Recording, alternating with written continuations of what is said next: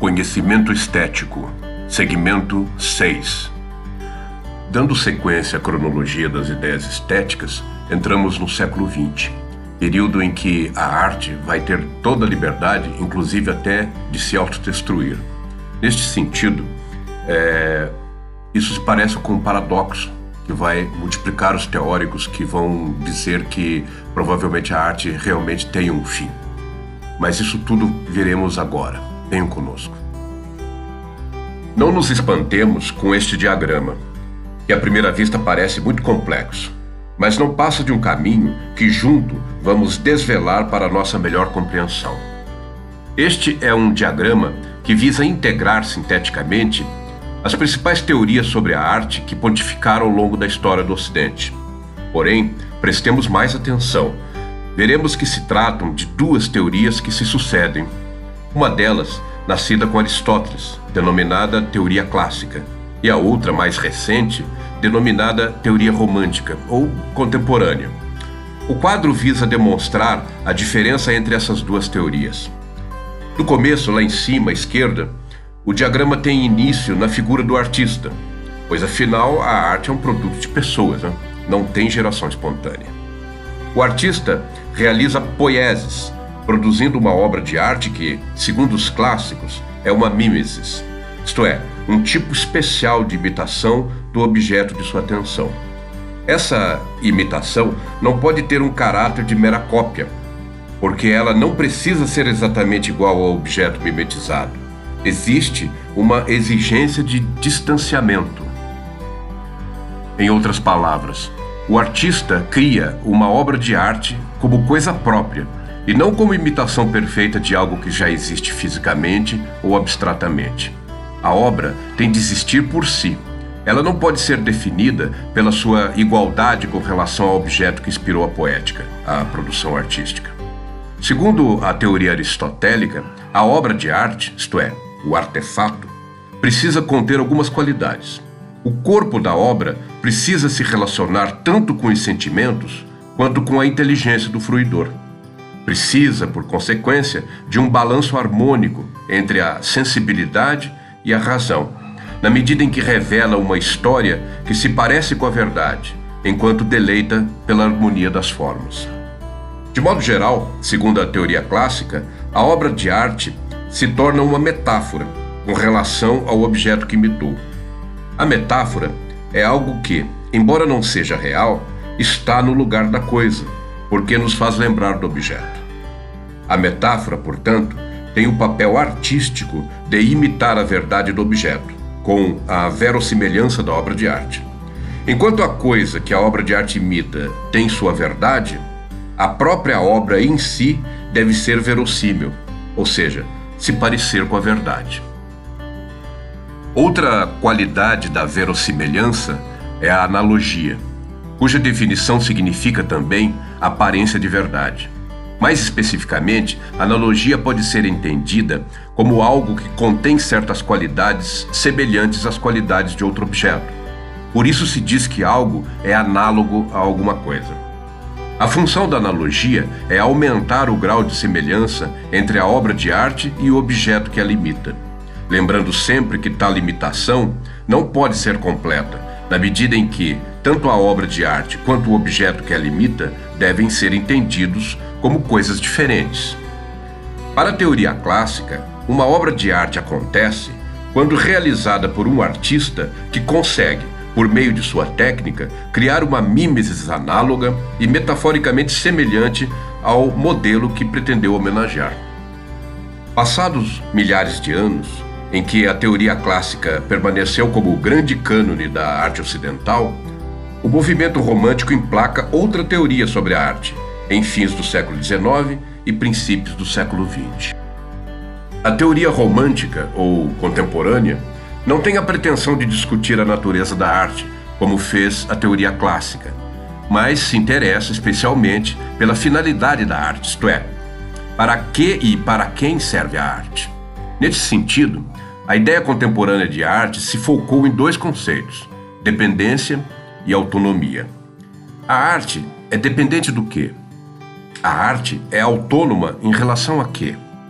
Segundo os contemporâneos, a arte geralmente se torna refém de certas forças sociais e culturais, que a transformam em veículo de comunicação, deturpando sua verdadeira natureza, que seria a produção e a fruição de um artefato em função dele próprio.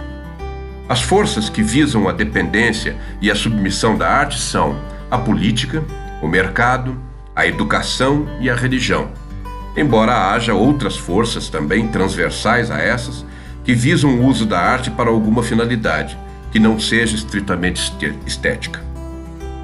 A arte se torna dependente da política quando o poder político força as instituições culturais a produzir um tipo específico de arte que confirma a ideologia que está no poder.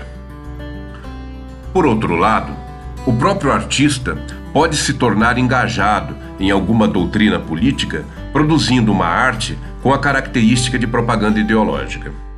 A arte também pode ser, como de fato é em muitos casos, prisioneira do mercado.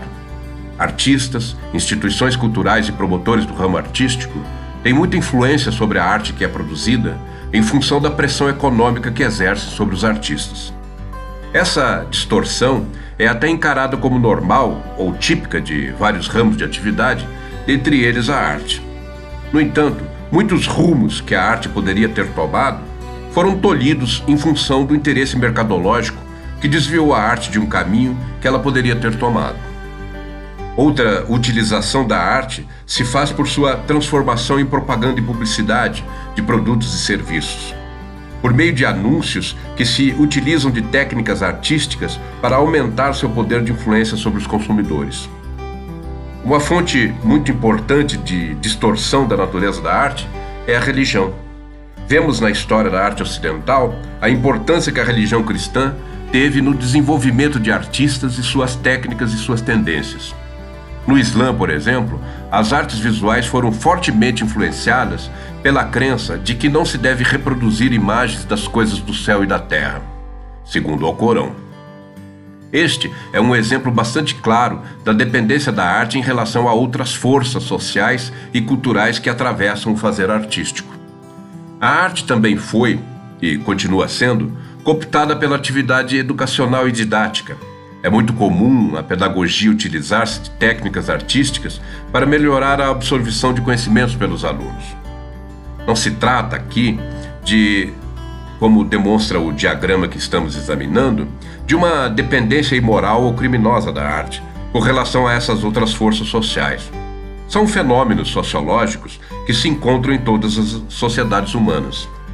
A atenção que os contemporâneos deram a essa questão da dependência da arte foi uma tentativa de enxergar as obras de arte por sua própria natureza e não em função do que elas estivessem representando. Daí surge a ideia de autonomia da arte, a ideia de que a arte não deveria sua existência ao fato de servir de auxiliar da política, do mercado, da educação ou da religião. A autonomia da arte não é completa, obviamente, nem radical, porque todas as atividades sociais e pessoais entre os humanos são atravessadas por fluxos de interesses, forças políticas, tradições culturais, etc. Mas se queremos uma arte que valha pelo que ela realmente é, uma arte que possa ser fruída justamente porque existe como tal, devemos cuidar para que ela não dependa exclusivamente daqueles poderes aqui mencionados. A obra de arte tem seu papel precípuo próprio de sua atuação na sensibilidade do perceptor e da sociedade. Quando não está distorcida por algum interesse externo a ela, a obra de arte exerce sobre nós, fruidores, o seu poder estético de transformação do entendimento e dos sentimentos. Quando a obra de arte detém bom grau de autonomia, ela pode nos oferecer suas qualidades transformadoras, dentre as quais podemos destacar os dons da comunicação, do deleite, da cognição, da catarse e da subversão. A arte nos comunica a percepção do mundo. A arte nos deleita, produzindo o prazer da fruição. A arte é a cognição, na medida em que produz conhecimento estético. A arte é catarse, quando nos liberta das amarras das convenções mentais e sociais. E a arte é subversão, quando quebra as correntes lógicas do racionalismo cotidiano. Essas qualidades, que podemos encontrar na arte autônoma, são muito mais importantes para o desenvolvimento do humano do que as ideias e sensações que o mercado, a política, a educação e a religião pretendem nos passar por meio dos artefatos. Os próximos 4 slides vão discorrer sobre alguns conceitos que foram apresentados no diagrama que acabamos de ver. São ideias que frequentemente aparecem nas produções artísticas e por isso mesmo precisam ser mais bem conhecidas de nós. Analogia é um termo corrente entre nós, justamente porque ela vem sendo colocada como o oposto do digital. Estamos sempre falando acerca das relações entre tecnologias analógicas e tecnologias digitais. Mas às vezes nos enganamos sobre o que de fato significam esses termos. Digital provém da palavra digita, que significa dedo em latim. Serve para designar sistemas compostos de unidades mínimas, como letras, números, sinais que se juntam para produzir mensagens. Analógico é todo sistema que produz informação imitando a mensagem proveniente do emissor. Exemplo disso podem ser as ranhuras do disco de vinil, chamado de analógico, porque os sulcos por onde passa a agulha imitam as linhas de vibração geradas pelo som produzido pelo emissor. Isso faz com que a agulha vibre de forma semelhante ao som que foi gravado. Trata-se de um processo de analogia. Pelo fato de sabermos que o som de um disco de vinil é ligeiramente diferente da voz cantada ao vivo, estamos diante daquela mimesis comentada por Aristóteles, que deve imitar, mas manter um afastamento para não parecer igual. Metáfora é um pouco parecida com analogia. Metáfora é uma palavra grega que significa transporte. No caso, a metáfora transporta o entendimento de uma coisa para outra, por meio de sua semelhança com a segunda.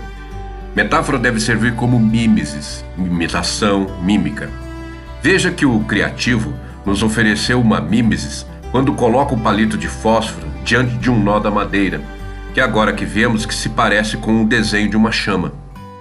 Metáfora, portanto, é aquilo que muita obra de arte produz na medida em que nos faz lembrar de algo ou de uma ideia, utilizando-se de materiais e técnicas de outra natureza.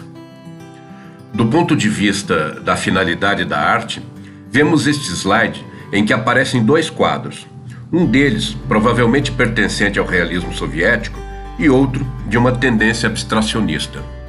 As questões sobre a dependência e a autonomia da arte, discutidas naquele diagrama anterior, são exemplificadas aqui. O quadro em que foi pintado um tema do realismo soviético, independentemente de suas qualidades artísticas e estéticas, contém uma mensagem político-ideológica, transformando a obra de arte num elemento de propaganda. Ou seja, a obra de arte, neste caso, está a serviço da política, mais do que a serviço da sensibilidade. Ela foi sequestrada por forças sociais para servir de comunicação de ideias, deixando sua natureza artística em segundo plano. Quando o quadro ao lado é um exemplo de como alguns artistas tentaram escapar da dependência da arte como instrumento da política, do mercado, da educação e da religião. O abstracionismo exige do fruidor concentrar-se na própria obra, sem permitir que se produzam ideias metafóricas para atender a um interesse externo ao artefato. Não há figura ali que nos remeta para fora da obra, servindo de suporte para transmitir ideias sobre política, mercado, educação ou religião. Notemos que o quadro abstracionista nos convida para fruirmos com ele a cornucópia de cores e formas que enchem os olhos de sinais de beleza, liberdade, frescor, luz, sentimento poucos comunicáveis, que são produzidos nos fruidores apenas quando eles entram em contato com a obra, não deixando brecha para a interpretação. No slide seguinte, as mesmas relações se apresentam quando comparamos 2 quadros. O quadro à esquerda, representante do realismo soviético, tem segundas intenções por detrás do esforço estético de sua produção. Há ali uma homenagem a Stalin, transformando a obra de arte em propaganda política. O quadro à direita, de Kandinsky, grande pintor russo, pode ser considerado bem mais autônomo, em relação à política ou a qualquer outro poder social. Em ambos os quadros, existe artisticidade, existe conhecimento estético. Porém, num deles, o quadro da esquerda, contém um componente externo à arte, que transforma a obra numa atividade dependente da política. O quadro da direita, no entanto, parece mais livre, porque parece não fazer propaganda de coisas ou ideias, nada além do que está ali pintado pode entrar em contato com o fruidor, nos fazendo relacionar com a obra em si, de forma autônoma, sem vínculos externos. Após a Segunda Grande Guerra, alguns teóricos remanescentes da escola de Frankfurt, como Theodor Adorno, emigraram para os Estados Unidos da América e lá continuaram seus estudos. Nos anos 1950, Adorno concebe uma teoria estética baseada nos princípios sociológicos e filosóficos que nortearam a escola de Frankfurt. Para Adorno, a arte não poderia mais postular uma neutralidade com relação ao mundo, já que ela também é um produto socioeconômico e político, instrumento de luta por uma sociedade mais justa, que não pode estar alheia aos conflitos sociais e culturais que marcaram o século XX. Adorno perfaz uma crítica dupla à finalidade da arte. Ao mesmo tempo em que ele combate o uso da arte para emular uma sociedade pacífica e ordeira, como querem os conservadores, também critica a pretensa liberdade da arte defendida pelos românticos e burgueses. Adorno postula uma arte revolucionária, que abandone tanto o ideal burguês da arte pela arte, como o caráter platônico de uma arte que serve à verdade e ao bem. A partir desse período histórico, a arte passa a ser contestatória. A arte, como instrumento de transgressão das normas, passa a cultivar a norma da transgressão. Outro pensador que se destaca no universo da arte pós-guerra é Umberto Eco. Este semiólogo italiano escreve um livro intitulado Apocalípticos e Integrados, em que faz uma crítica ao radicalismo das posições teóricas da escola de Frankfurt, propugnando por uma acomodação entre os que lutavam contra a indústria cultural e os que se adaptaram à influência do mercado sobre a arte contemporânea. Umberto Eco critica o purismo dos frankfurtianos, que, embora não aceite o conceito da arte pela arte dos românticos, querem impedir as influências mercadológicas na produção cultural da atualidade. Ao mesmo tempo, ainda segundo Umberto Eco, os frankfurtianos querem justificar a arte como instrumento de revolução, enquanto criticam as relações da arte com a propaganda comercial.